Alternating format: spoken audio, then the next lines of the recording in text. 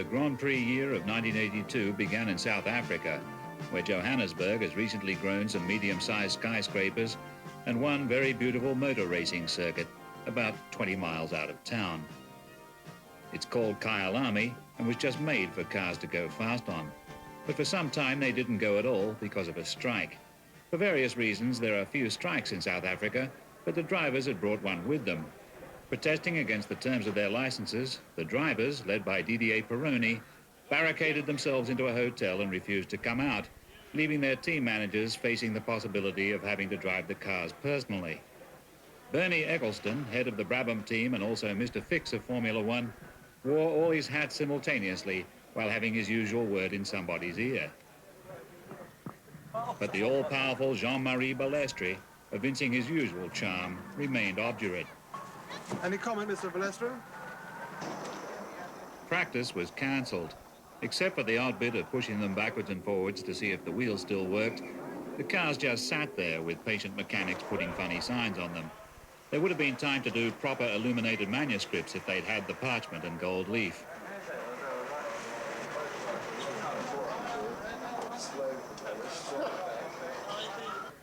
Not much moved in the pit area, except the usual young idealist dreaming of a chivalrous sport in which shining knights of the road joust with no thought of gain.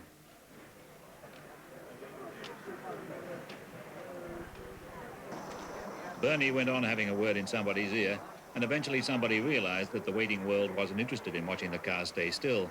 Mr. Balestre gave his assurance that if the drivers came out of the hotel with their hands up, they would suffer no harm. They believed him, and out they came. One of them was the new world champion. One of them was an old world champion back from the fiery furnace. One of them deserved to be world champion, but didn't yet know that he never would be.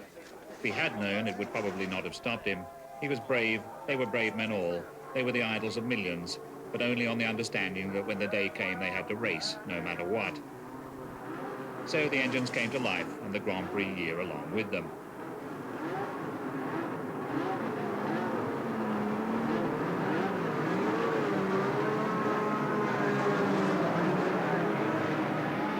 The Renaults, Ferraris and Brabhams led away on the warm-up lap, thereby stating the big theme of the season. The turbo cars went fast, especially at altitude, but except for the Ferraris, they tended not to get there. The Cosworth engine cars got there, but tended not to go fast. It was up to the turbos to be more reliable and the Cosworth to go more quickly.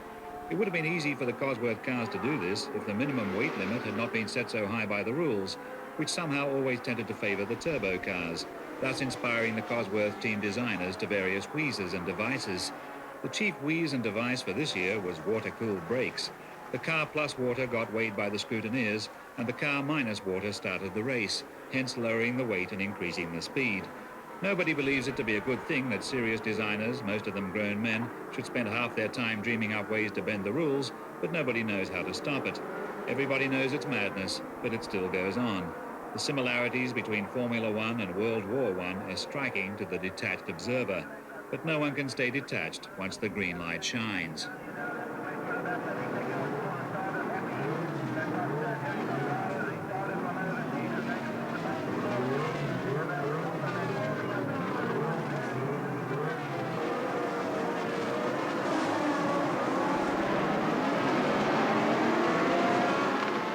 Away they went with the 6 turbo cars in the lead, 2 Renaults, 2 Ferraris, 2 Brabhams. They were aided by the altitude, but would probably have been doing the same thing at sea level.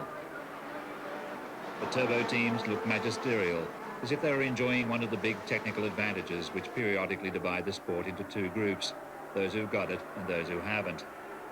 The turbo engine was the biggest thing since the ground effect, since the engine in the back, since the detachable cylinder head, since the inflatable tire. And out in front, even of the other turbos, ran the haughty Renaults, like Hode and Rosewall painted yellow.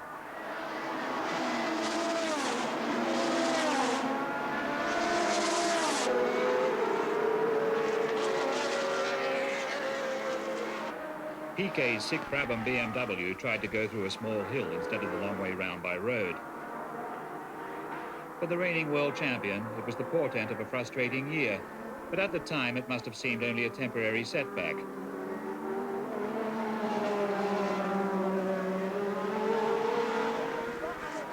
More philosophical than angry, Piquet took the first of what were destined to be several long walks, but there were still 5 turbos left at the front.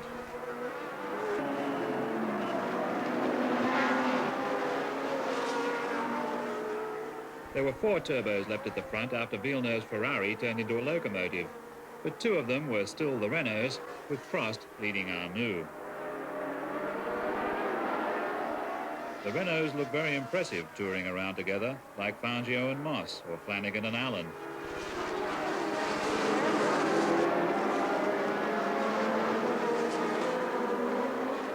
But Arnoux led Prost after Prost's car turned into a tricycle. His front right wheel went up because his rear left had converted itself into an old wetsuit in a tumble dryer. It gave you some idea of how hard the cars are sprung. Someone should invent independent suspension and give the driver's battered bones a rest. Prost went in for a new wheel, presumably happy in the knowledge that his beloved teammate Arnoux was pulling away towards maximum points. Out on some obscure part of the circuit where cameras couldn't reach, Carlos Reutemann in his Cosworth-engined Williams inherited second place. The moody Carlos had decided that the turbos were vincible after all. With Carlos, an awful lot depends on his mood. If he feels like winning, he goes like the Argentine Air Force. If he feels unhappy, he fades away like the Argentine Army.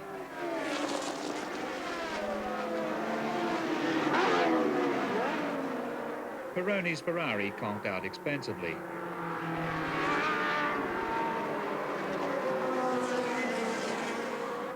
Prost was back on the track and pulling back what fate had taken away.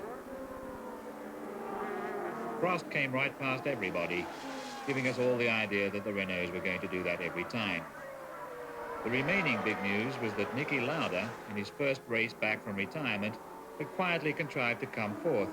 But from him, a miracle is the least you expect, so somehow this fact was not sensational, merely satisfactory. It was the turbos that were sensational, and especially the Renaults, and especially Prost, the winner. For ordinary engines, the writing was on the wall, and it was in French. If you were normally aspirated, you were short of breath. Get blown or get lost, that was the message. To rub it home, Pilastri busted the striking drivers after all. Rio, where a mountain made of sugar rules the glowing skyline.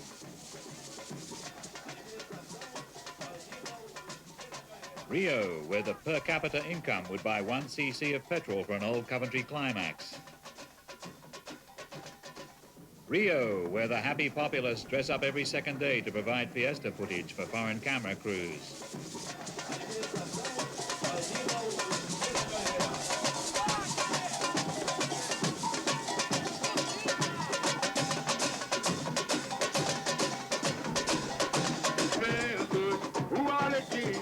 Rio, where the bouncing brown breasts of Brazil say an uninhibited hello in a language that even a Grand Prix driver can understand.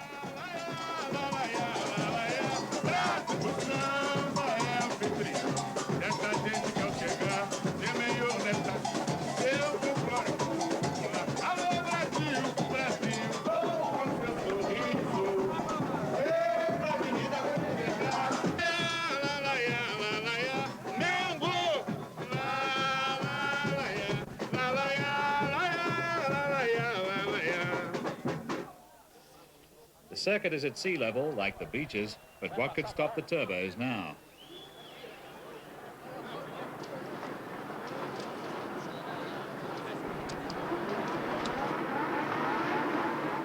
Through the stunning heat, the turbos once again led away, with the flying Villeneuve out to prove that though his teammate Pironi could lead a strike, he, Villeneuve, could lead a race. The Renaults were up there too, but somehow Keke Rosberg's Cosworth Williams had included itself in the party. Didn't the normally aspirated Rosberg know that he was supposed to be obsolete?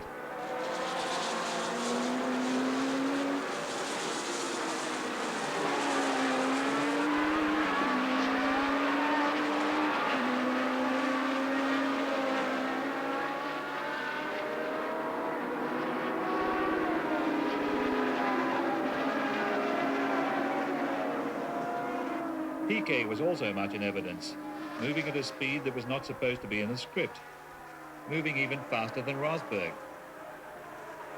Having lifted the turbo BMW out of his Brabham and replaced it with a demothballed Cosworth, he too was up there where he shouldn't be, temporarily accompanied by his teammate Patrese, two Brabhams selling twice as much Parmalat sliced ham to the watching millions.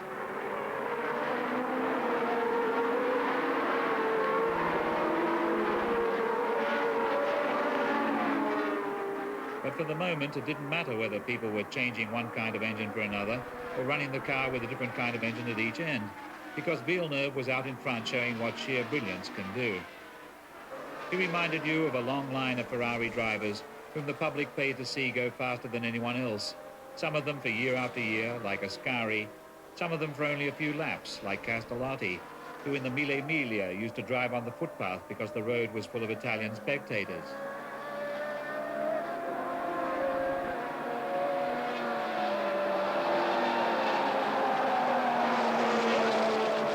Brabhams and Rosberg's cheeky Williams stayed in amongst the majestic Renaults. For various reasons, one of the rarest sights in Formula One racing is racing cars actually racing each other. The crowd likes it, but it makes team managers nervous. They would rather see their cars off on their own up at the front with nothing to worry about except pit signals. So it might have been about this time, for future reference, that it began occurring to the Brabham Joint Chiefs of Staff how much faster their cars would go initially, if not full of such impedimenta as, say, petrol. But all that lay in the future. For now, the Brabhams were doing nicely enough. Everyone was doing nicely. It was a real race.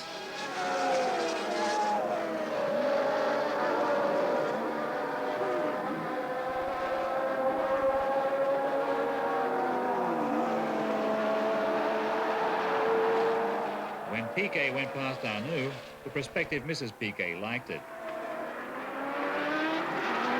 Until lap 30, it was a triangular nail-biter between Villeneuve, Piquet and Rosberg. Piquet went past Rosberg and the whole of Brazil liked it.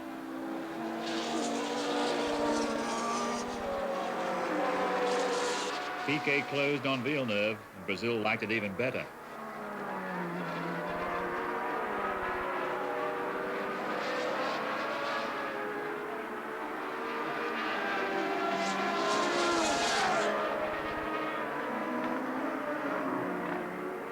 But then Rosberg passed Piquet and Brazil hated it.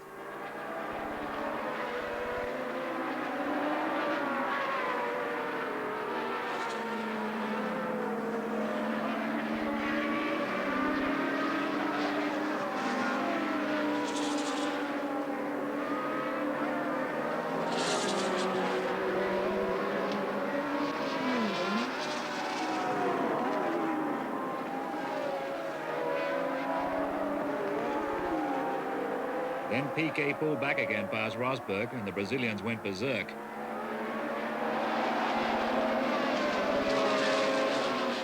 Piquet was up with Villeneuve. They went insane. Villeneuve went into a fence. They were ecstatic. That left Piquet and Rosberg, with Rosberg taking the heat better than Piquet and a lot better than Patrese, who briefly did immaculate three-point turns around an imaginary circuit about 50 feet in diameter, before dimly realizing that it was time to go in and have a nice lie down.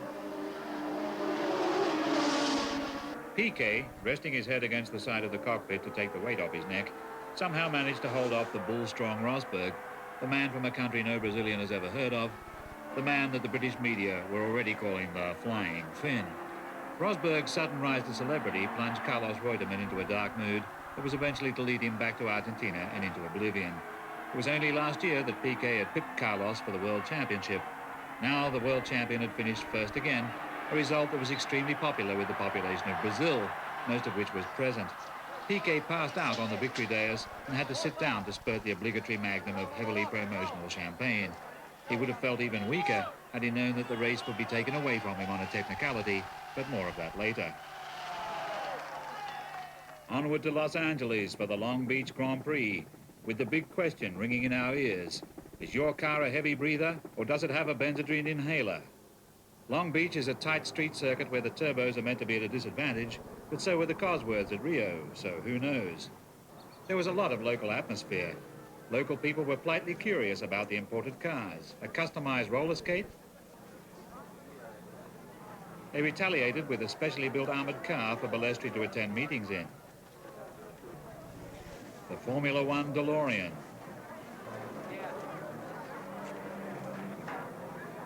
What is it that brings women to see men race cars?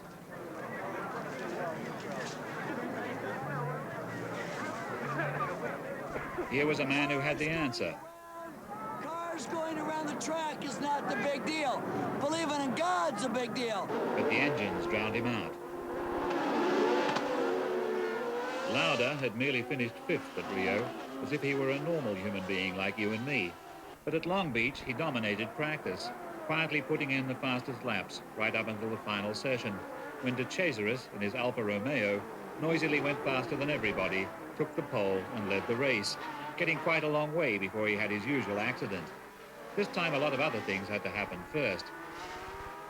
There wasn't much room for overtaking, the circuit being a bit reminiscent of Monaco, minus the palace, the casino, the architecture, the yachts, and the close proximity of France.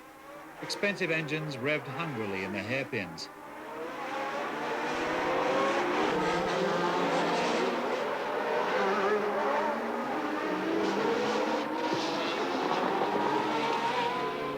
Frustration built up, and some drivers began to wonder if there weren't other ways to pass the car in front apart from going round it. De Cesaris' Alfa teammate Giacomelli got past Lauda by the novel method of declining to brake for the next corner. He drop-kicked Arnoux out of the race. Arnoux hardly laughed at all.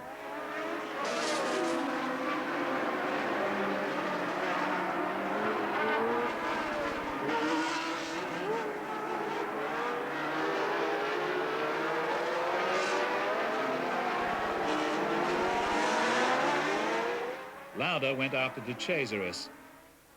De Cesaris had the advantage of youth. Lauda had the advantage of experience. Some say he had the advantage of brains. De Cesaris lined up to pass a back marker without realizing that his subtle maneuverings would leave Lauda a glimpse into the clear. To Lauda, that one chink of light was an open door. After 15 laps, he was past De Cesaris, leaving the young Italian no alternative but to have his standard crash later on.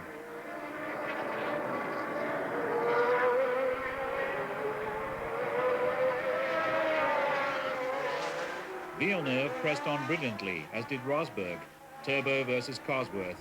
For several laps, the racing cars were racing.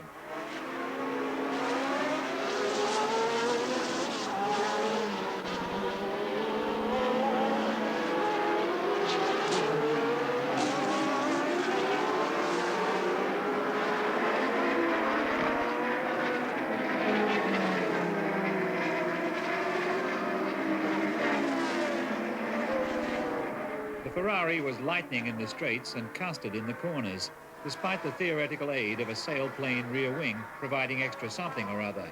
Downforce, upthrust, advertising space, nobody knew.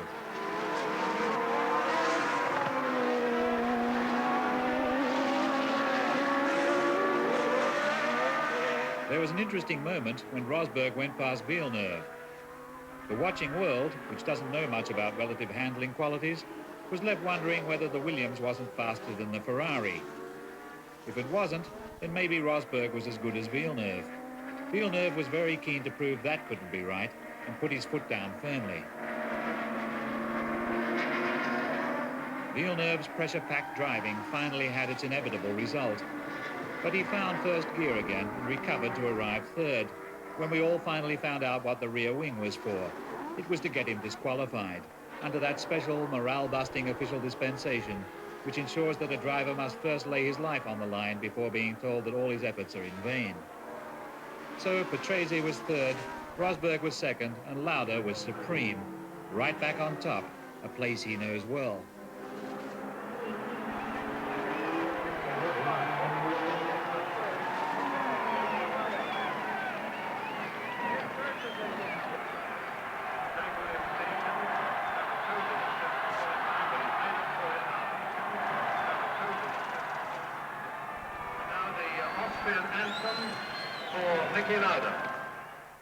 The San Marino Grand Prix was held at Imola in Italy, there being no room to hold a Grand Prix in San Marino unless it is contested on a tabletop with very small electric cars.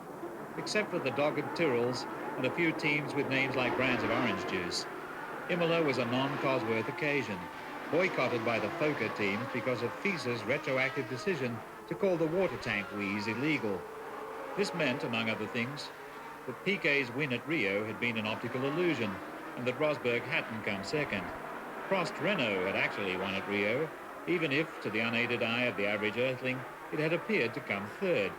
At Imola, the Renaults were 2 of only 14 cars present, but the race was sensational anyway. The real story of the race was that the Renaults fell apart and the Ferraris didn't. The story took a while to unfold, however, and at the start the lemon yellow cars were in front. Then the Ferraris got in amongst them, and Arnou's car developed the sulks. The Ferraris went past Arnoux, and his car sprained a turbo in protest, gushing those characteristic gouts of flame which the trained eye was learning to associate with a surge of disappointment in the Gallic engine room.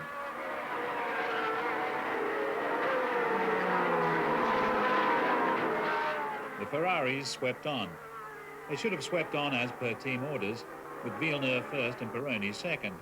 That's what the contract says, and common sense says the same, because a team leader is hired to win for his manufacturer and can't be expected to do it if he has to race his backup man as well.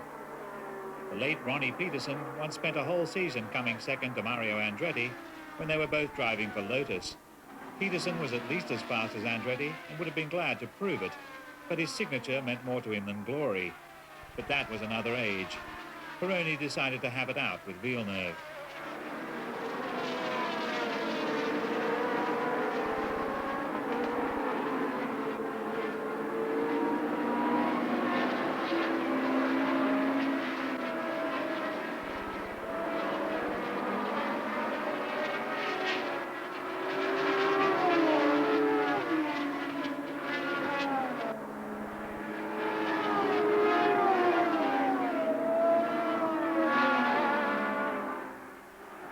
Ferrari pit, no doubt in telephonic communication with Commendatore Enzo Ferrari at Maranello, told Pironi to let Villeneuve through.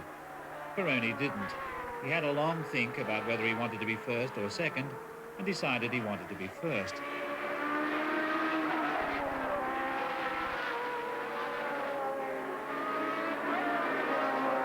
The resulting scrap, with Villeneuve sometimes ahead but more often not, was very thrilling for the spectators, but its effect on Villeneuve was unhealthy at the time, and to hindsight seems tragic. If he had managed to beat Pironi, things might have been different, but he didn't, so only Pironi finished the day with a light heart.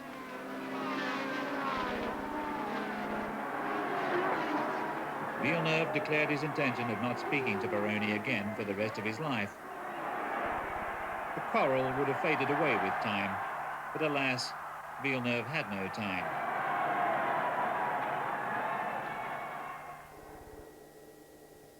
In the last qualifying session for the Belgian Grand Prix at Zolder, Villeneuve had one last chance to better Pironi's time.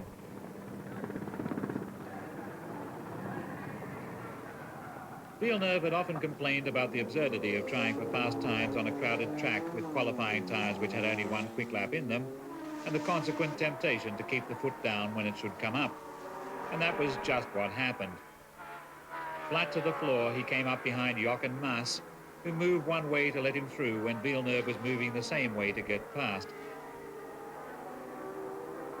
The little red car went up in the air, tore itself to pieces and threw Villeneuve away.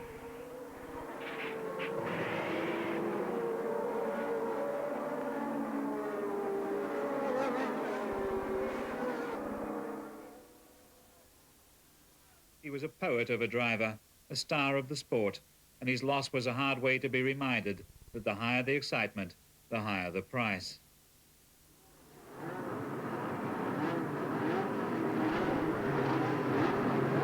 The race went on, with the two Renaults once again at the front and the standard pile-up happening at the rear. The Ferraris had been withdrawn as a mark of respect for Villeneuve, but the Brabhams were back at school after playing hooky from Imola, during which time they had once again switched engines and turned back into being turbos.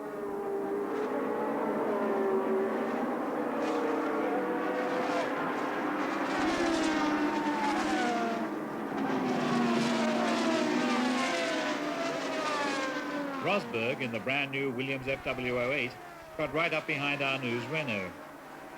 Since the new Williams was by the team's own confession only half set up, it looked like a whole new lease of life for the Cosworths. Rosberg's name was beginning to bulk as large as his body. Rosberg went past Arnoux. Sick with chagrin, the Renaults ritually fell to pieces.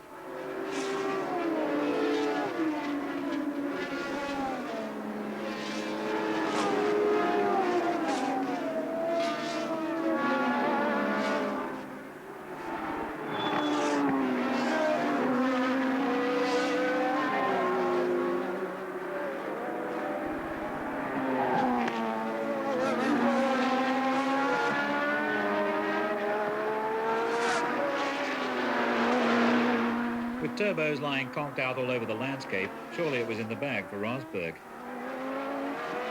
It would have been a fabulous first for the Flying Finn and the wickedly fast Williams FW08. Neither of them had yet won a Grand Prix. But far back, John Watson had decided that he liked the feel of his tyres. They were sticking to the track in a very reassuring manner. He caught up with his teammate Lauda.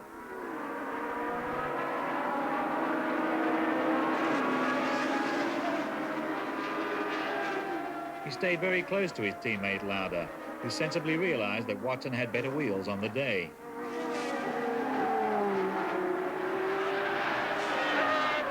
He went past his teammate Lauda.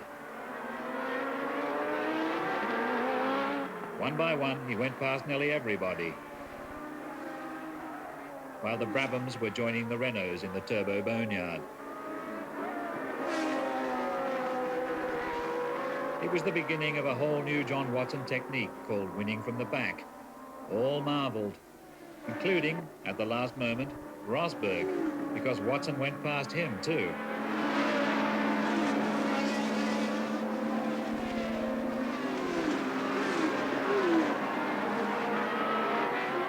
Rosberg had shaved his tyres bald getting ahead of Lauda, and there just wasn't enough of them left to shut Watson out. So Watson went by to a popular win. It did something to take away the sadness of Villeneuve's death. Lauda was disqualified from third place because his car was 3 pounds underweight, which paid him back for daring to turn up at Imola and tell all concerned that politics were killing a great sport.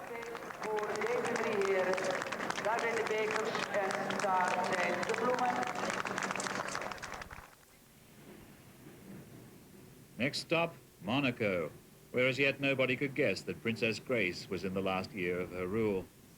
Monaco is a sort of Long Beach, minus the Queen Mary, but plus everything else. Bjorn Borg sleeps there between tournaments, wearing his headband in bed and waking up occasionally when one of his rackets explodes with the tension. Monaco is Toyland, but there has to be somewhere for toys to go. As a gesture to the past, the cars of old did their stuff. Ferrari, Bugatti, Maserati.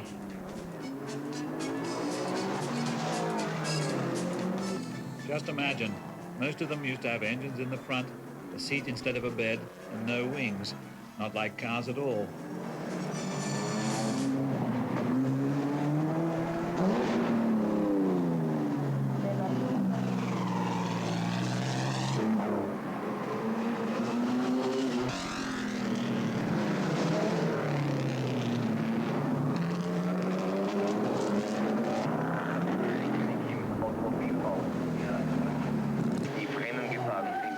Crossed hands in a black Bugatti in the days when you could see the driver's arms. None of that now. As always, the race started impressively, with no suggestion that it was going to be choreographed in its later stages by Jacques Tati, his last great comedy before taking a final bow.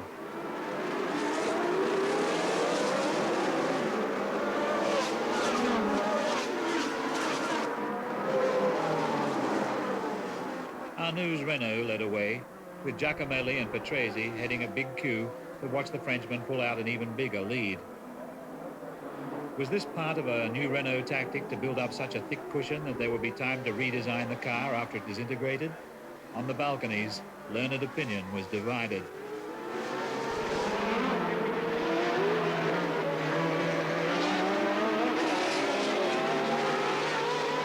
On and on went the flying Arnoux, with Prost moving up inexorably to second place. For a full 15 laps, the Renaults were so dominant it was daunting. What had gone right? And then Arnoux gave us the reassurance that everything was normal.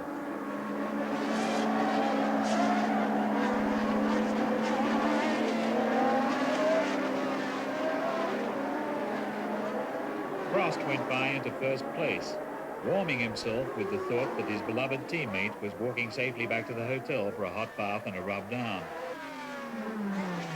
Prost was more than capable of doing the whole thing on his own. The nearest car behind his was so far back it was ahead of him. Out over the mountains, a small rainstorm was gathering, but that was no reason to lift the delicately sandaled Gallic foot.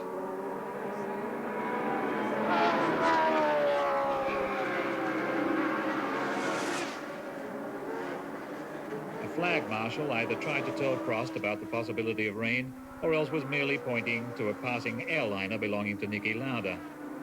It was dry in the tunnel, but outside the sun was veiled elegantly by French rain. Perhaps Prost should have slowed down. Perhaps not. He should have slowed down. He had got all the way to lap 74, which was a high proportion of the 76 laps required, but not quite high enough. Prost walked home again while Patrese Brabham took the lead. Patrese, looking as if the race was his, forged on with only 2 laps to go. In the Brabham bunker, they were already tying an Italian tricolour ribbon on Patrese's medal, the OBE, the Order of Bernie Eccleston. It was going to be the first ever Grand Prix victory for the Parmalat-fed boy from Padua.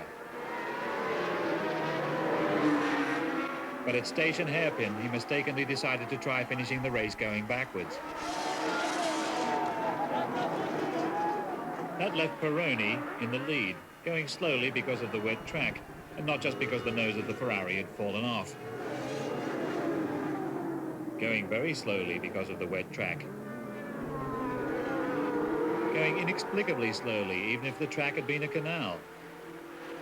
1 lap from the end, he rolled to a stop, having fallen victim to that obscure mechanical malaise known to the Italian designers as mancanza di benzina, or absence of fuel. The Cesaris parked on a zebra crossing and went looking for a filling station. Daly was also out. That left the position of first place open for practically anyone who could get his engine started. Patrese stalled at the hairpin, rolled down to the harbour front, bump started, put in a gradual last lap, and won.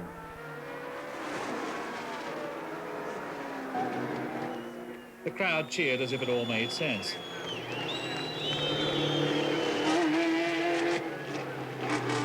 Patrese was so pleased he gave the glum Pironi a lift home, thus proving that the Brabham is not only very fast, but strong enough to carry 2 people in addition to all the advertising.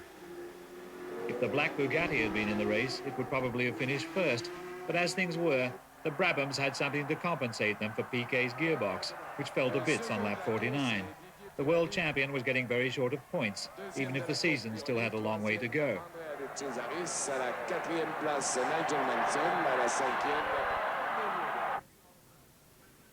The Grand Prix circus went back across the Atlantic to Detroit, a town where imported automobiles aren't always a welcome sight. But Formula One cars don't threaten anyone's job, so the puzzled spectators were all smiles. I think it's nice. I think it's great for the city of Detroit, and the interruption, I think, is well worth it. Fantastic. I think it's all right. I think Detroit needs something like that. I think it's really exciting. Have you ever seen sort of racing before? No, You going to be here on Sunday? no. I believe we built the best cars in the world here, and what better place to have a race than the Motor City? The circuit for Detroit's first Grand Prix wasn't even finished, hence no practice. The drivers did a lot of being just one of the boys and stuff like that.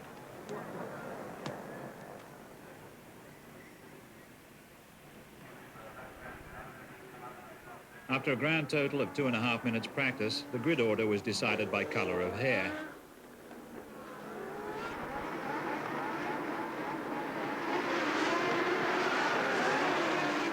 When the race finally got underway, the drivers, with Prost first and Rosberg and the Cesaris on his tail, were heading into the unknown, so a minor shunt was only to be expected.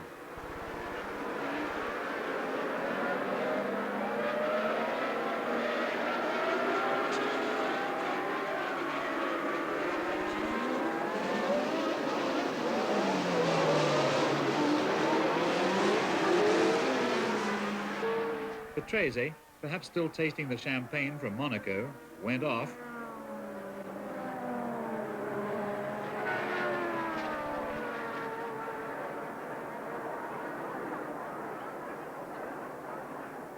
A fire marshal covered a flag marshal with foam. The flag marshal wiped his eyes with a red flag, and the race stopped for an hour. Ample time for all the major teams to rebuild their cars.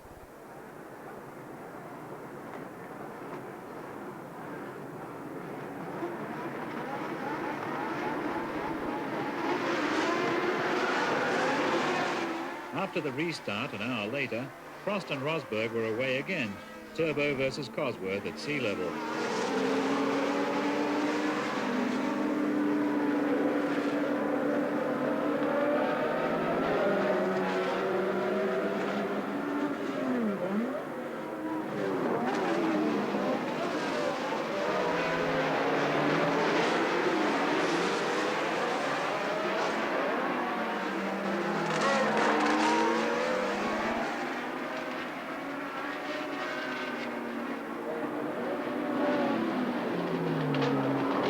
When Rosberg went past Prost, the Renault died of shame. Prost must have missed a gear when he saw Rosberg make a U-turn down the escape road. But the real news was Watson, who was once again doing his top gear from the rear number, this time from an impossible 18th place on the grid, which was practically the same as starting the race in England. He went past Giacomelli, and Giacomelli disposed of himself, pressing the wrong pedal. He climbed through the field until there were 3 cars separating him from a crack at the leader. Lauda's McLaren, Chiva's Ligier, and Peroni's Ferrari. In a single lap, the lap of the gods, one by one he nailed them all.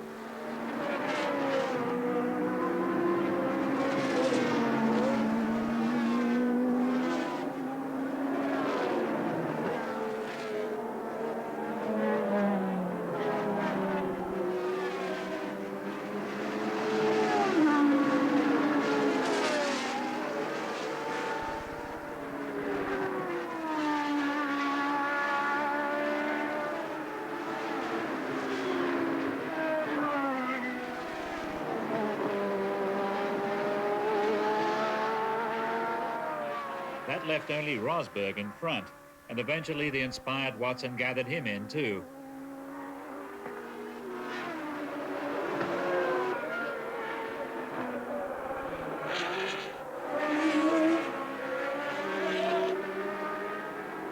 Watson's finely tuned philosophical spirit should have been shaken to jelly by the Detroit track, but this year Hamlet was turning into Fortinbras, or to put it another way, having got used to losing, he was now getting used to winning. So Watty was on the victory dais for the second time in 3 races and leading the World Championship. A big step in his one-man crusade to prove that nice guys can finish first. Montreal wasn't far away, but the track, now renamed the Circuit Villeneuve, was a different matter. It was turbo heaven.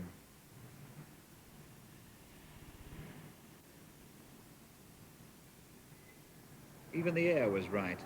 It was a chill day and turbos loved the cool.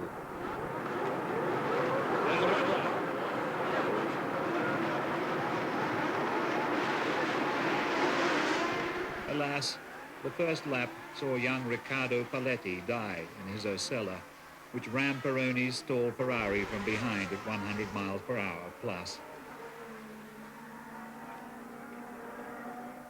All you can say is that the danger is part of it, and that there is truth in danger.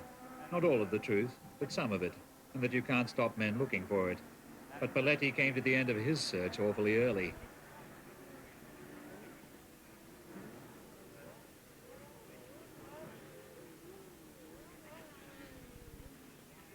The car was bung full of juice. Perhaps they should have doused it before they touched it.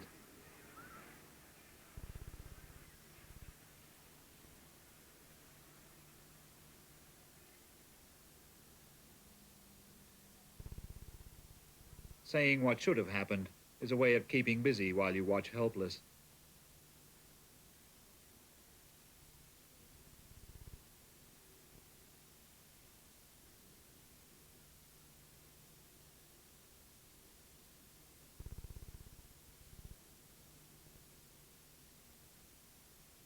Peroni, being a professional driver, got a new car and led the race when it restarted 2 hours later.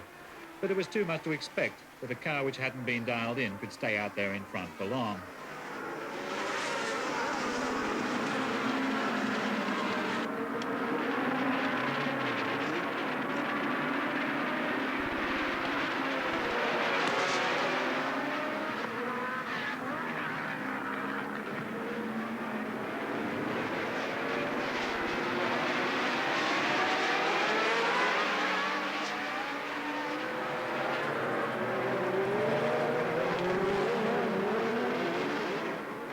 Eventually, Peroni was obliged to yield the lead.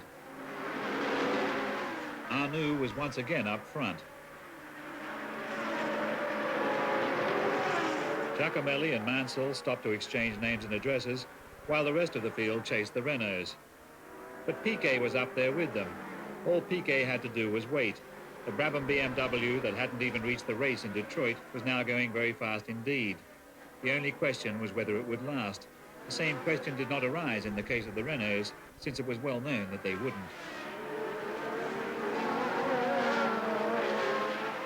Arnoux stayed close to Piquet, and for a while it looked just as if they were racing, but it couldn't last. Arnoux spun out and left Piquet all alone.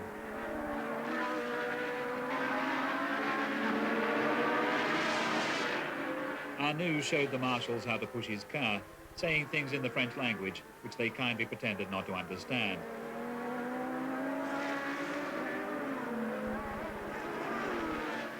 Far away and a long way back, Prost must have heard him and blew a turbo as a mark of respect.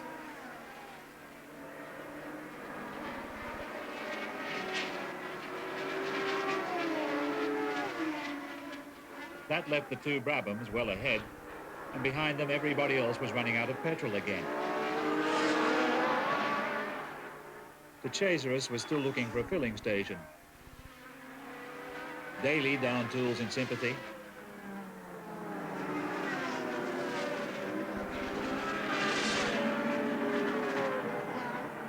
Piquet came in first, but through a long traffic jam of parked racing cars, John Watson arrived to take third place and look at least as much like the next world champion as the current world champion did.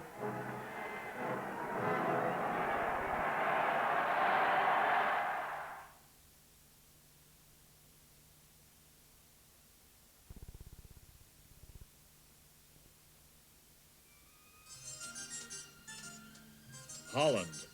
A very flat country, Holland is served by various slow means of transport. Here are some boats.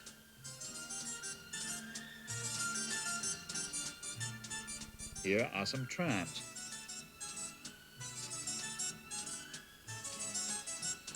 Here is a small boy. Here is a big girl. Everything conspired to make the drivers feel wanted. Unless the wind blows the sand off the dunes and in front of the air scoops, Zandvoort favors the turbos. But for any kind of car at all, long straights and sweep curves give the driver a chance to use the upper gears in the box and stretch his weary leg. Once again, the Renaults qualified firmly first and second. It was a pity that the actual race had to come along and spoil it all. As the Renaults got away, Peroni's Ferrari was right up behind them, and this time it was a car he'd practiced in.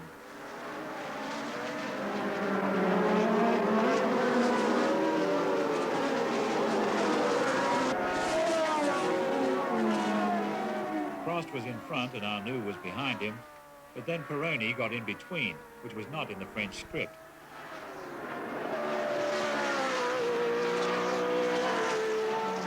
For a while, Peroni had been Ferrari number 1 with no number 2, but in this race he was joined for the first time by Patrick Tambay, who had left Formula 1 in disgust, but come back again at the Commendatore's dulcet call. With Arnoux disposed of, it was just Peroni behind Prost. Then it was just Peroni in front of Prost.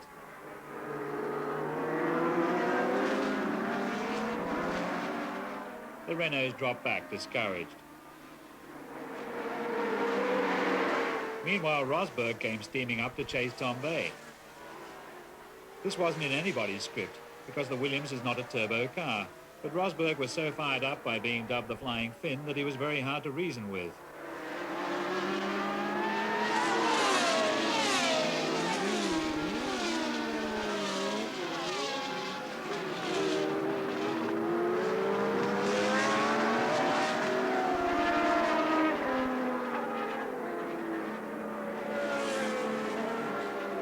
Piquet also had the legs of the Renaults, coming up behind them as fast as Pironi was going away in front of them.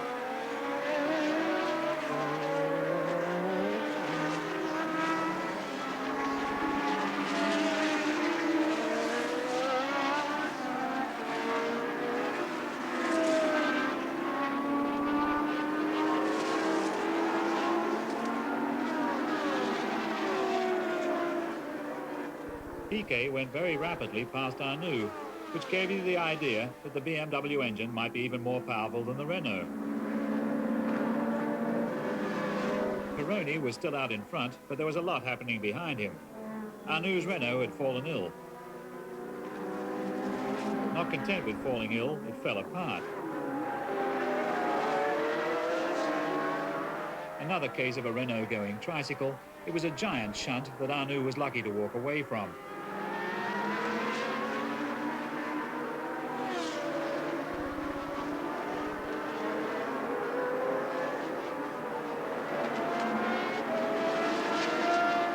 The Renaults, being linked as always in psychic sympathy like a loving couple, Prost's car grew melancholy and crept home.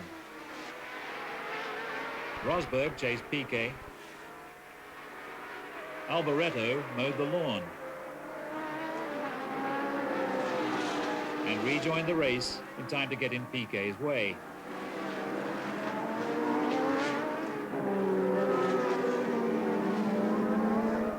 Piquet almost lost second place trying to get past Alboreto.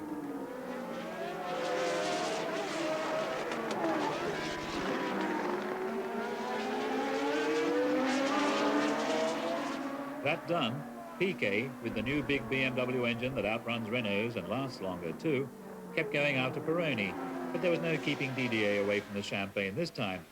Rosberg had to be content with third, but looked good in the points. Lauda was a mere fourth, and Watson, let down by his tyres, was seventh, although still number one in the championship, 1 point ahead of Pironi. But after 9 of the 16 races, Watson's lead had been almost eaten up, and Pironi looked all set for a turbo charge. Rosberg was third, but surely a rank outsider. Piquet was on the dais, but almost nowhere in the points, so his reign as champion must have felt a bit like Edward VIII as king.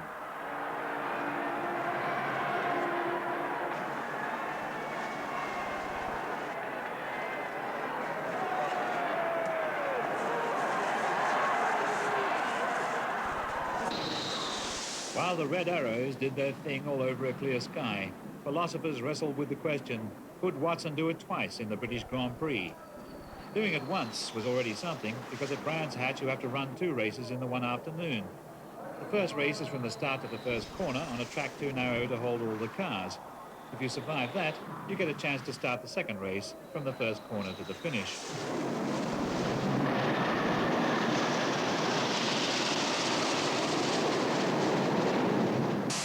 Bernie Eccleston came down after successfully negotiating with the man upstairs for a fine afternoon. He had to thread his way through an assortment of aircraft, including a biplane flown by Balestri, who was crop dusting the crowd with nerve gas. A hospital plane flew in to pick up the survivors.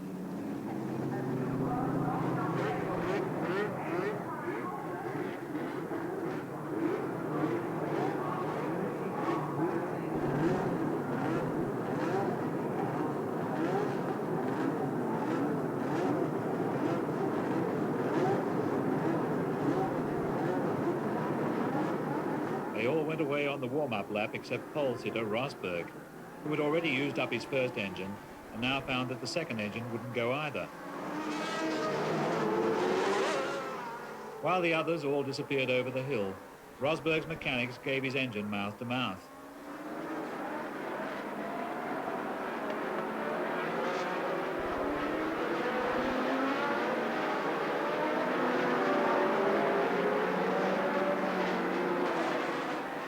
When Rosberg's engine at last fired, He had to chase the rest of them flat out around to the start line and arrived mouthing four-letter words in Finnish just in time for the green light. Only he was at the back of the field instead of where he belonged, at the front. Actually, it was a mixed blessing being at the front, as Patrese demonstrated. The obligatory Brands green light a-go-go mass shunt was milder than usual, but expensive enough. Having inherited pole position by default, Patrese promptly stalled. Peroni got around him, but Arnoux rammed him in the gearbox, scratched two turbos. Watson slalomed around the outside, but he was now near the end of the field. 2 laps later, some slow cars mucked Watson about by running into each other and having to be fumigated. Watson spun off to avoid the uproar and walked home, an activity which earns no points. Brabham had a big plan for a pit stop halfway so that Piquet could build up a huge lead at the start with a light load. As Piquet led the race, Tambay led Rosberg, who was supposed to be at the back of the field but wasn't. The Brabham master plan went wrong when Piquet's fuel injection packed up after only 9 laps. That let the cunningly lurking Lauda through into first place, which he knew how to keep. Having won the British Grand Prix before, he just slotted the car into the groove in the track and dreamed of bigger and better airliners.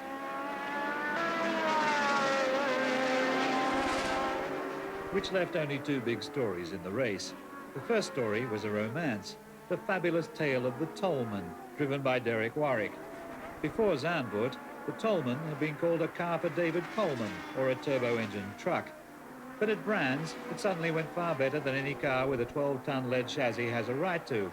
And Warwick had his first taste since Formula 3 of how it feels to be a front runner. It could only last until the cast-iron cotter pin gave way, but nothing could change the historical fact that Peroni's Ferrari had been decisively seen off by a car with the power-to-weight ratio of the Barbican Arts Centre.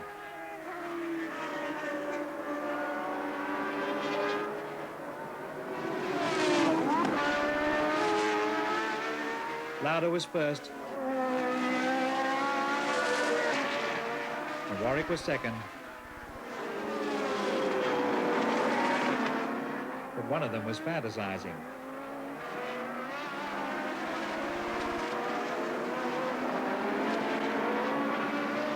The second story was the realistic one.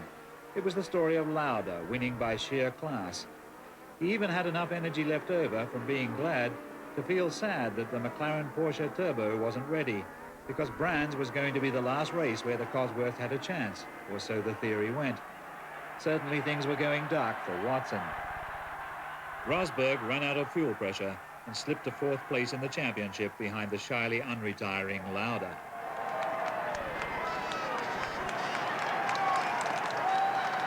This apparently dull stretch of road is the Paul Ricard circuit. If it bores you, the Mediterranean is nearby. If the Mediterranean bores you, you can lie face down on the beach. If you lie face up, you can see things like this, or these.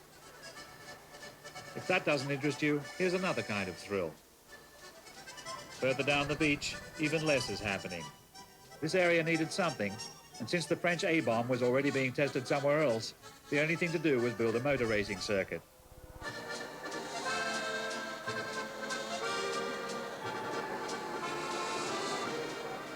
Paul Ricard 2 years previously, Alan Jones creamed the Ligiers to his own intense satisfaction.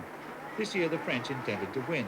There were rumours of a plan to disqualify any driver who was not a French citizen driving a Renault, but this plan was upstaged by the even more unlikely plan of the Brabham team to try the halfway pit stop all over again.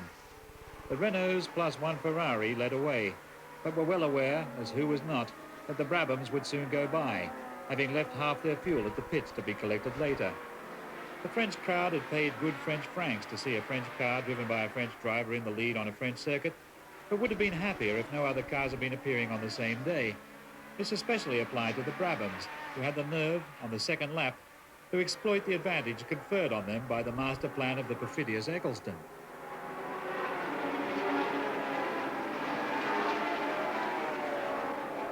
Patrese went past the Renaults first. Then Piquet went past them as well, so that by lap 5 it was 2 Brabhams, 2 Renaults, 2 Ferraris, the top turbo formation dancing team. But although Piquet probably quite liked the idea of getting past Patrese, it happened in unfortunate circumstances, with Patrese's car going very slowly, as if it wanted to do something. Yes, it wanted to burst into flames.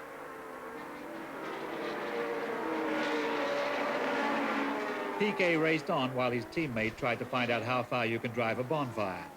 A perilous challenge.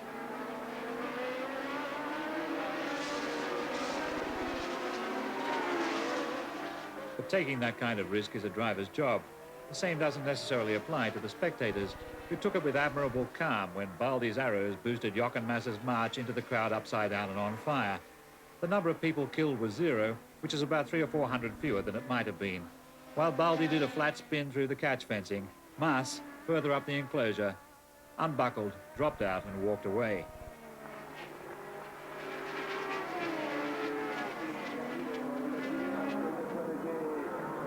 Back on the track, Piquet raced on towards the beckoning halfway mark, key point in Brabham's dazzling new scheme.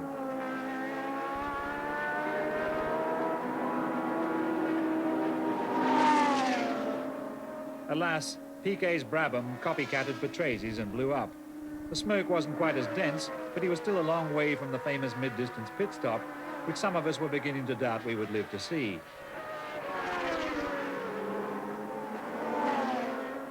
From then on, it was a French benefit, with the two pretty yellow cars working perfectly, as if all concerned in the Renault team had agreed, for one day only, to put all the nuts on the right bolts. The crowd was reconfirmed in its belief that God was French. The only fight left in the race was between Rosberg and Alboreto, and they were coming 5th and 6th, which from the French viewpoint wasn't as good as them coming 7th and 8th, or coming to pieces, but wasn't bad. Not even Lauda was on the same lap as the leaders. The only false note was struck by Arnoux, who was supposed to come second, as per contract. He decided to come first instead, to the extreme annoyance of Prost. But Arnoux was too far ahead to see the white of Prost's lips.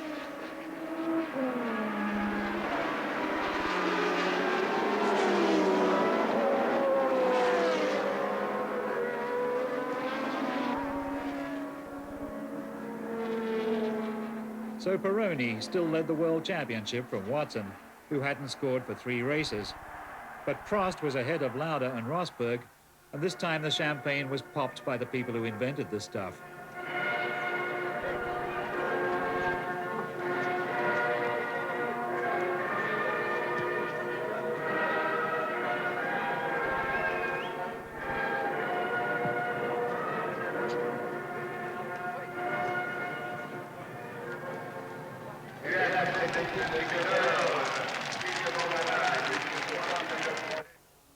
The German Grand Prix was at Hockenheim, which is near Heidelberg.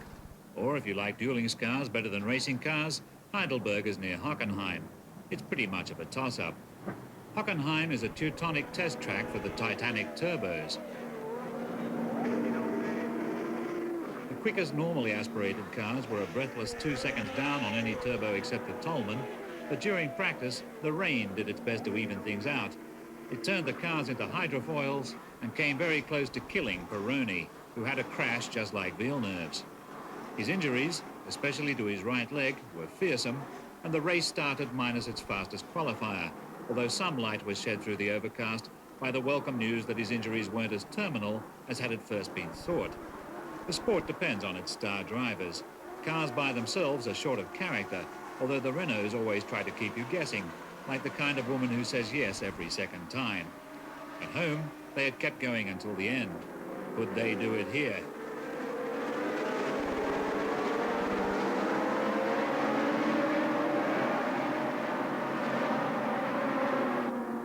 Arnoux led Prost away, but almost immediately Piquet's Brabham BMW was in amongst them, since once again the Brabham Grand Plan for a fast first half plus mid-race moratorium was in operation. All the Brabhams had to do was get there, and they would be rewarded by fresh fuel from the refrigerator and hot tyres from the oven.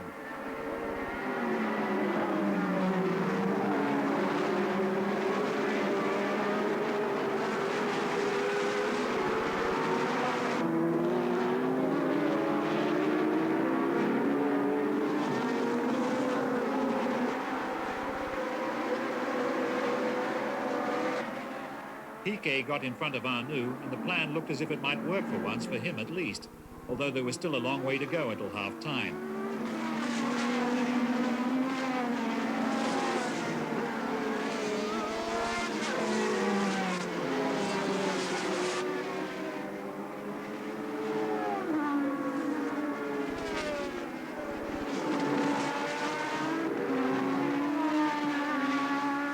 But for Patrese, the pit stop came early because of a cooked piston. So that left Piquet, only one man for the big plan. Piquet was approaching the first ever halfway halt for cool fuel. Nothing could go wrong.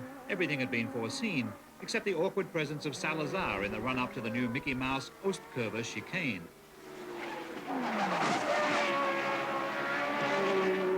Salazar was supposed to drop back, but apparently had not read the stage directions. Piquet was calm, however. He greeted Salazar affectionately.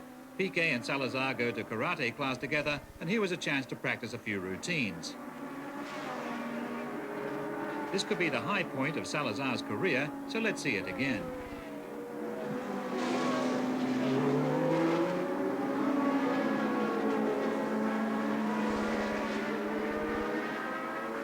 Bernie Eccleston, plugged into the whole world by personal radio, probably heard the news from Japan. The Brabham mechanics went back to the dressing room. Tambay powered on in the lead, but the tension had evaporated. Now there would have to be another race before we could finally discover if the Brabham could go all the way half full after going halfway half empty. Lafitte had got the Tolbo going again after a miserable season.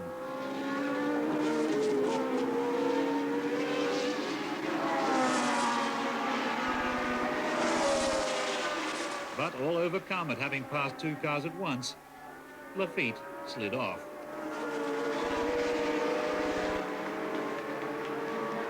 More seriously, from the championship angle, Watson's long grind from behind came to an end. Tambay, whose life was turning into a dream, won his first Grand Prix. Rosberg came third, scoring 4 valuable points. Tambay took the flag for Ferrari. Arnoux finished ahead of Rosberg, but was behind him in the championship. The two turbos waved to the crowd, while Watson was still looking for the hole his points had drained out of. So Tambay liked Formula One after all. His teammate Pironi still theoretically led the championship, but wouldn't be racing anymore this year. So that meant it was Watson and then Rosberg. The guys who had no chance were still coming first and second. South to Austria and the Österreich Ring, the fastest circuit in the calendar, where the sun came out and ruminating cows asked themselves the question, could any of the allegedly invincible turbos hold together long enough to make its driver champion of the world? Or could a normally aspirated human being take all? The outside chance that it might be louder was enough to bring the locals flocking. But when the clamour of the 150 miles per hour practice laps died down, there was no getting around the fact that the first 5 qualifiers were all turbos. The Italian Air Force was there on a goodwill mission. Bernie came back from a meeting with Balestri, and there was almost a collision.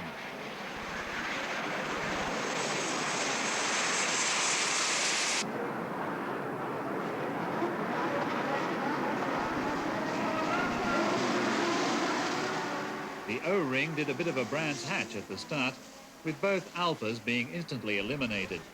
At the normal speed of the human eyeball, it was hard to tell which bit belonged to which car. All you could be certain of was that Giacomelli and De Cesaris had played havoc with each other's no-claims bonus. While Piquet and Patrese screamed off into the distance, the Austrian television service went back for another lingering look at the mass destruction. It turned out that De Cesaris had taken immense trouble to get all the way across the track in order to ram his teammate. Why this should have been so, nobody knew. While the Alphas were being put back together so they could be thrown away, Piquet led Patrese, and the big plan was going like a military operation. Although nobody knew which military operation. It might have been Arnhem. The two Renaults were behind the two Brabhams after Tambay punctured a tyre. It was tough on Tambay. It was tougher on Alboreto, who had to walk home. Tambay got back to the pits for a new tyre and was able to go on. Patrese was now in the lead. Piquet was going backwards because of blistered tyres, so his half of the big plan misfired.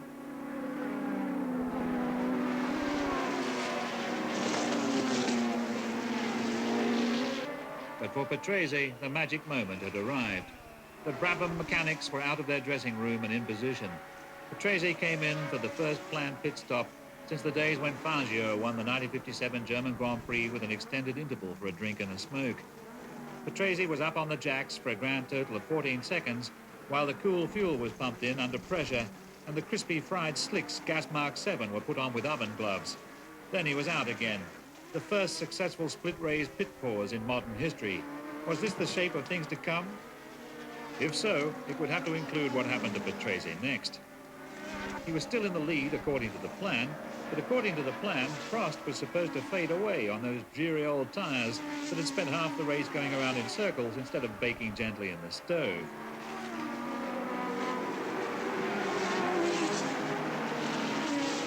But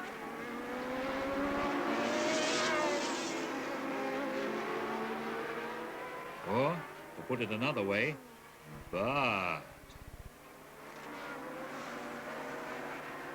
the BT-50 blew its engine and with locked back wheels frisbeed towards the crowd, which the Lord in his wisdom had placed on a hill with a little grass ha-ha at ground level, just big enough to stop a racing car going sideways out of control.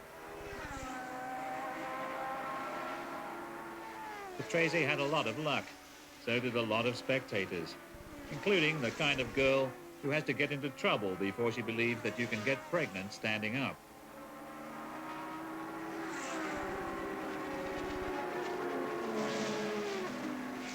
Prost's Renault took over the lead, while Patrese walked home. De Angelis in the Lotus was doing amazingly well, right up behind the Renault, which after a few tours duly collapsed under the responsibility, signalling defeat with the now standard tongues of flame. Prost prepared for yet another long walk.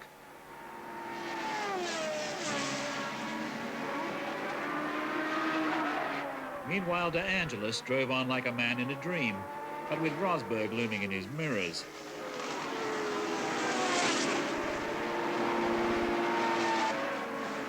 For the few remaining laps, De Angelis coped with fuel starvation, while Rosberg got closer and closer.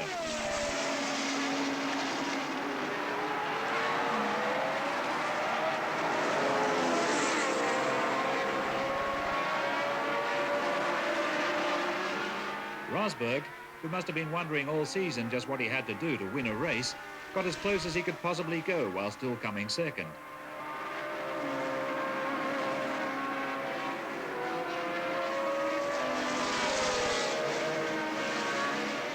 It was the ideal finish, the one that hardly ever happens.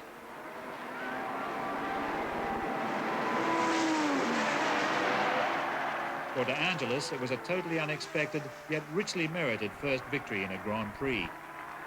But in the championship, before you got to De Angelis, it was Rosberg, Watson, Lauda and Prost. In the age of the turbo, the first two cars were still breathing ordinary air, just like people. The Swiss Grand Prix was held at Dijon in France, forecasting the age when the Tibetan Grand Prix will be held in Tasmania. But although Dijon boasts the bloodiest-minded officials in the whole Formula One firmament, it has the compensation of being situated in that part of France where they manufacture Burgundy. The Lauda fans had unrolled their old battle banners, but there was also a sizable Rosberg rooting section who had trekked in from Finland with barely enough time to construct their pro-KK placards. So sudden had been the rise to world fame of their new national hero. Could KK do it? Surely Watson couldn't. Was it true that the Brabhams planned to turn around halfway and come back in the opposite direction? And how come these questions had even arisen when the turbos were supposed to be unbeatable? The laid-back Lauda let it all go by.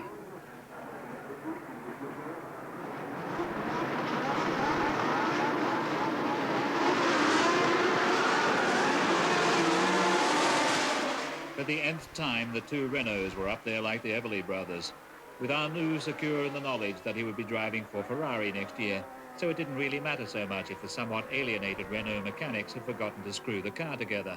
After all, they never did anyway. There were no Ferraris because Tambay had gone home with a compressed neck nerve, a pleasure made possible by those unique rules of modern Grand Prix racing, which ensure that all road shock will be transmitted directly to the driver's spine. The Brabhams, with Lauda getting in between them, ran very reliably but not especially fast, the reverse of their usual priorities. Prost took the lead from Arnoux.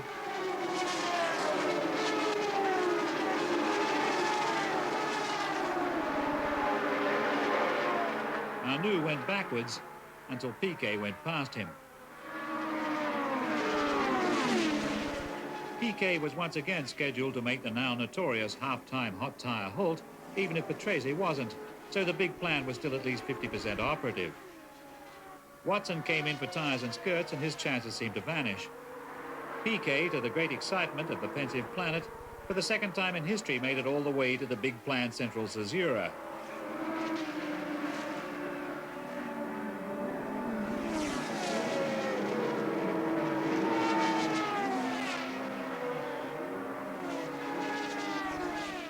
It all happened in a flash.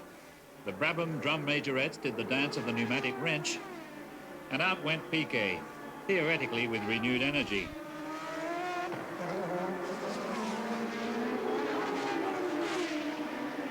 Watson went past him 2 laps behind, but a lot of other people were in front.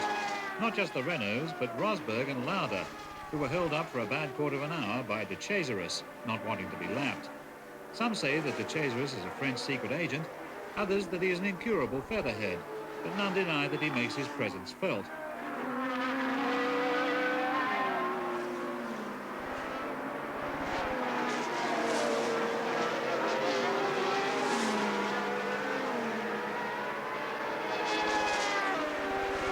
Finally, Rosberg charged away even from Lauda.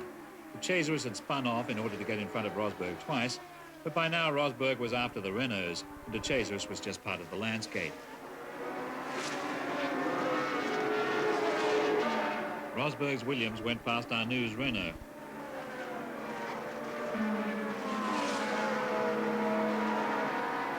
De Cesaris somehow managed to include himself in the party, and Rosberg brandished his gearbox angrily. Arnoux' Renault was so shocked it came into the pits for more fuel before going out again to die of scrambled electronics in the injection system. It was hard on Arnoux, but no easier on Prost, because with only 1 lap to victory, he had Rosberg filling his mirrors like von Richthofen. The Renault was faster in the straights, but Rosberg was making straights out of the curves. The will found the means, and Rosberg got through. There was nothing Prost or any other Frenchman could do, even though the man with the checkered flag, who had considered waving it 2 laps early on Prost's behalf, now considered putting it out a few laps late in case Prost caught up again. But Rosberg kept on going flat out until he saw the flag. When in France, you must do as Jonesy did. 1 hand on your wallet, the other on your crotch. Keep smiling, but keep going.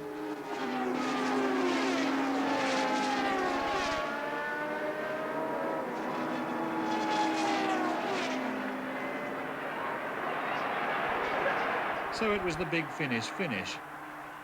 Rosberg had won his first Grand Prix and probably the whole championship along with it. With Pironi out, Prost was effectively second, 11 points down, and Lauda and Watson equal third behind Prost. There was no champagne because the Williams team is backed by Arabs.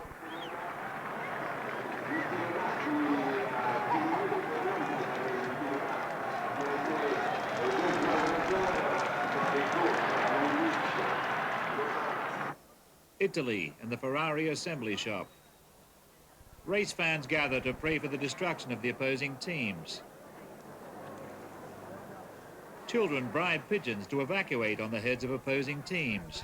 Fans draw lots for the privilege of running onto the track after the Ferraris have won, in order to be killed by opposing cars which have not yet finished. Policemen discuss which opposing team driver should be arrested for speeding. At Monza, it was turbo time again, and the only surprise was that the pole-sitter was ex-world champion Mario Andretti, the nearest thing Ferraris could find to an Italian driver. Bernie got back just in time from selling the Vatican Grand Prix to the Pope. Balestri's Air Force tried to cut him off. But with the Pope in his pocket, Bernie had that extra something. And the official battle continued overhead. The Italian tifosi either didn't realise that Andretti is an American or else didn't care. They turned up in impressive numbers to watch Ferrari win, which is the only thing that really matters to them. Away went the 6 turbos, with Piquet in the lead.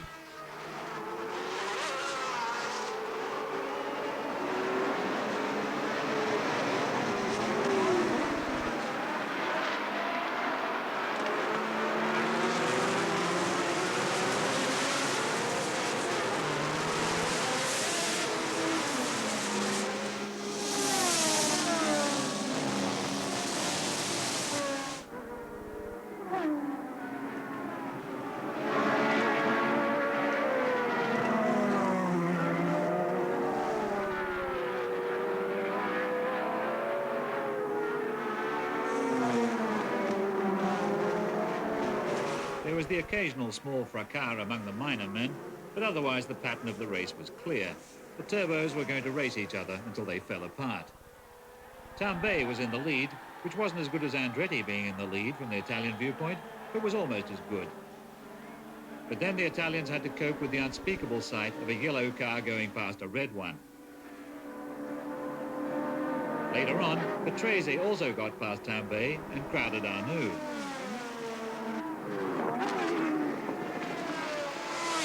For the Italians, the disaster was unmitigated. It didn't help when one of their Ocellers shed a wheel for lightness and redrew the course by cutting out one of the chicanes. The Brabhams went out with a Duff clutch each, and Watson started his famous burn from the stern.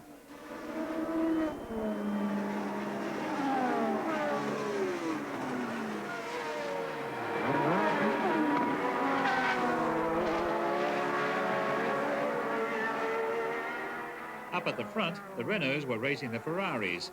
Andretti, plagued with a sticky throttle, dropped back, but Tambay was holding second place and was immediately elected an honorary Italian by the Tifosi.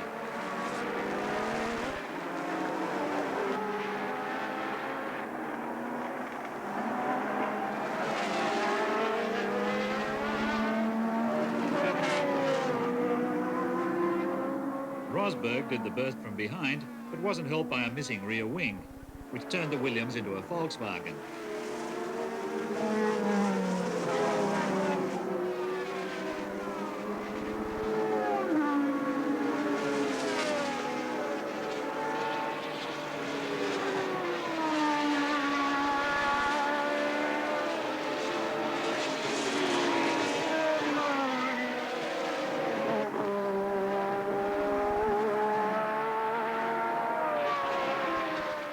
Tambay and Prost were still contesting second place when Rosberg went in for a new tailplane.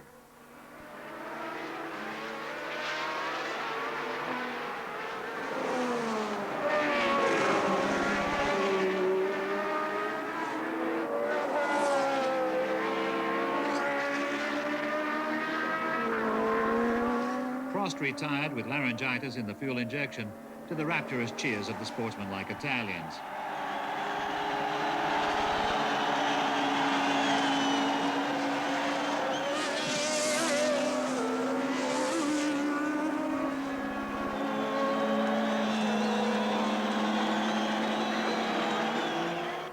That left Arnoux.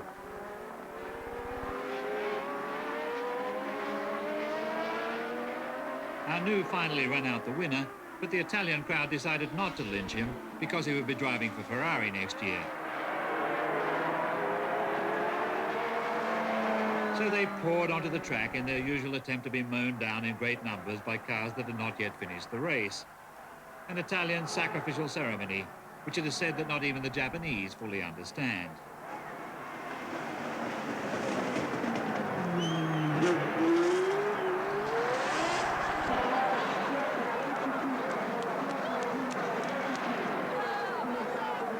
Arnoux was first on the dais, but he was far back in the points. The big news was who was almost on the dais. Watson, after a fine drive against the odds, had come in fourth, thus putting himself only 9 points behind Rosberg. Suppose Watty came first in Las Vegas and Rosberg came nowhere at all. Or to put it the other way around, all that Rosberg had to do was come fifth in Las Vegas, whereas if Watson didn't win, he wouldn't be world champion.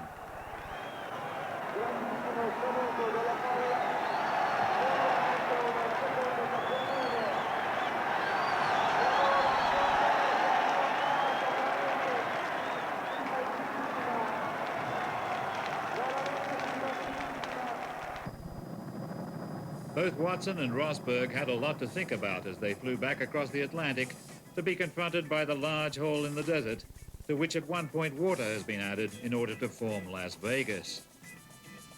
If it was a long shot, Las Vegas was just the place to watch it come in.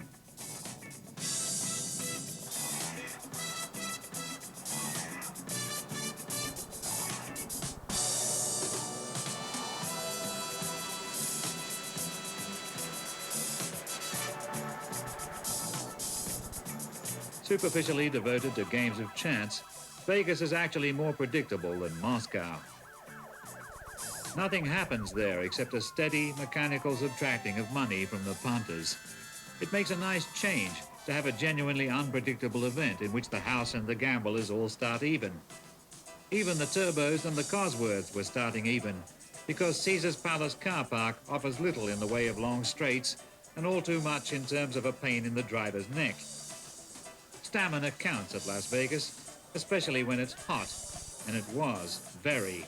The threat of rain having been staved off at the last minute by yet another high-level initiative from Bernie.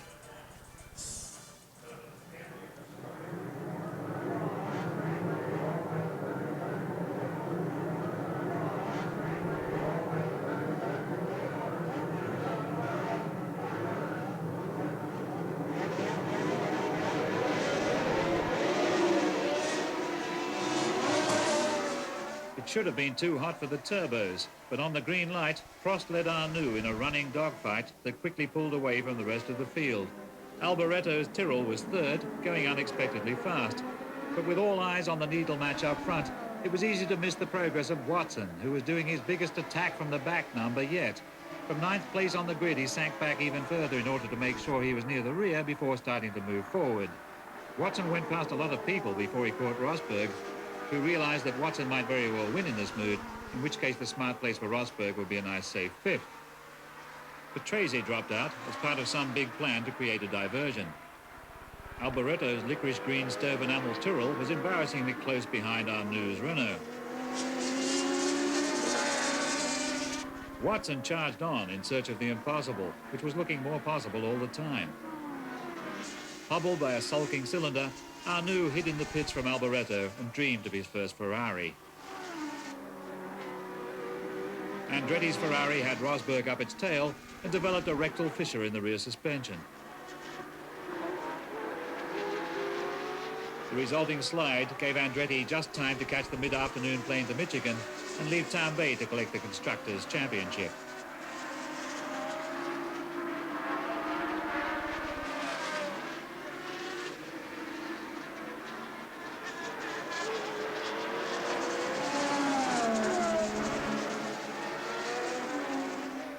Rosberg resisted the impulse to climb out every few hundred yards and check for tyre pressures. De Angelis' Lotus converted itself into a North Sea oil rig.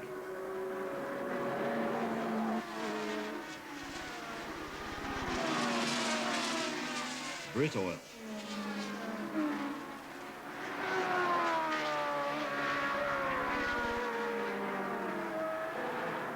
The new lightweight Tolman was only 11 tons instead of 12 and spun off as a consequence. And all the time, Alboretto closed on Prost.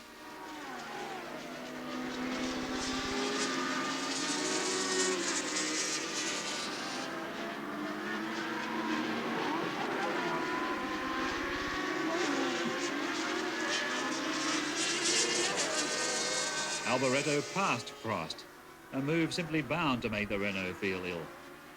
Alboretto kept running first and Rosberg fifth, which was all either of them needed. Watson came second to Alboretto, and it was just, but only just, not enough. Alboretto, who nobody ever guessed would be there, was there in first place.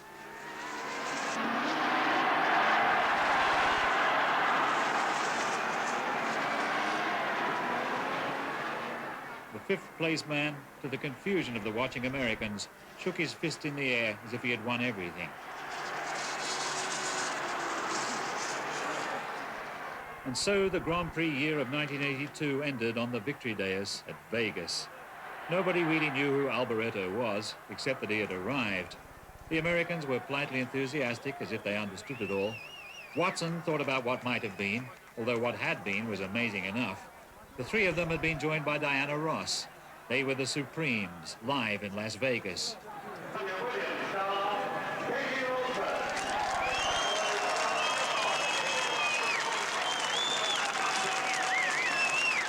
And that's what the champagne really means.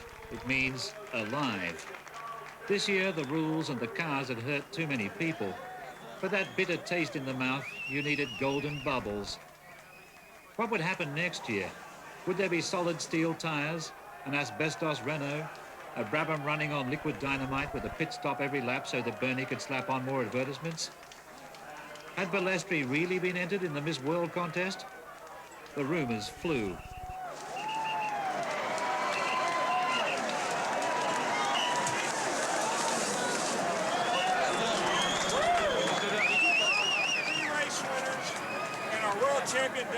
But nothing could diminish the Finnish finish. K.K. Rosberg was the moustache of the moment. You and Michael know this